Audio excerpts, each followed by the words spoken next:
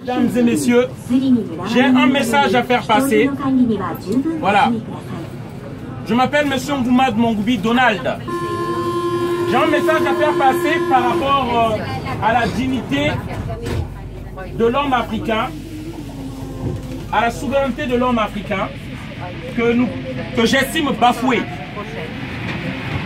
Il n'y a pas très longtemps, sur les médias, nous avons entendu les insultes antisémites que je condamne. Et on a vu la classe politique, comme un seul homme, tous se lever par rapport à ces insultes-là.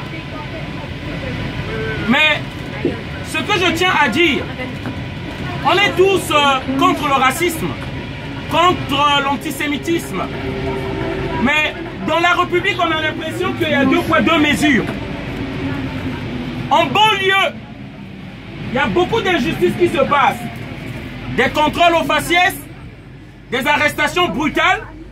Et nous avons tous entendu du cas d'Adama Traoré, qui a été tué lors d'une arrestation brutale. Mais on n'a pas vu cette classe politique se lever pour s'indigner. Aujourd'hui, on voit les gilets jaunes. Beaucoup se demandent l'absence des banlieues. Parce que, une vérité que j'aimerais dire ici, la banlieue s'estime exclue dans la République. La banlieue est déçue par rapport à ces inégalités-là. On a vu pour les insultes antisémites, toute la classe politique se lever. Mais il y a combien de morts des jeunes noirs africains ou des enfants d'immigrés qui sont morts par rapport aux bavures policières ou par rapport à des arrestations? Ici, je viens un peu dénoncer cela. Il y a cette injustice-là. Nous avons tous vu le boxeur gilet jaune qui a commis un acte que nous condamnons tous de violence sur des forces de l'ordre. Parce que les forces de l'ordre, lorsque nous avons un problème, nous courons vers les forces de l'ordre. On l'a condamné, on l'a mis en prison.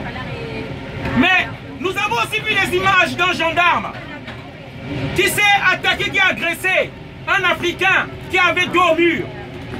Et après avoir agressé cette personne, il est parti agresser une deuxième personne sur un capot de véhicule. Mais où sont les médias pour condamner un peu cela? On ne sait même pas quelle sanction a été réservée à ce monsieur.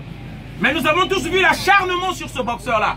Nous dénonçons simplement cette injustice sociale-là. Dans une république, moi je pense qu'il faut qu'il y ait de l'égalité et de la justice. Et cette justice commence aussi par rapport à la transparence et à la vérité. C'est pourquoi je parle du sort des jeunes de banlieue qui se sont exclus de la République. Et pourtant nous sommes dans une république où on parle d'égalité, de fraternité et de liberté. Beaucoup d'Africains meurent dans l'injustice. En Afrique, on ne voit pas cette classe-là se lever. En fait, je constate simplement une égalité. Il y a une certaine communauté où certains genres de personnes, dès qu'on touche, tout le monde se lève et crie à l'indignation. Mais lorsque il y a des bavures policières ou de l'injustice vers les jeunes de banlieue, personne ne parle, personne ne lève la voix. Cette classe politique ne s'élève même pas. C'est une exclusion, c'est de la discrimination. Voilà le message que je voulais faire passer ici. Parce que nous sommes là pour dénoncer, pour éveiller les consciences. Si nous sommes dans cette république d'égalité, il faut qu'il y ait de l'égalité pour tous.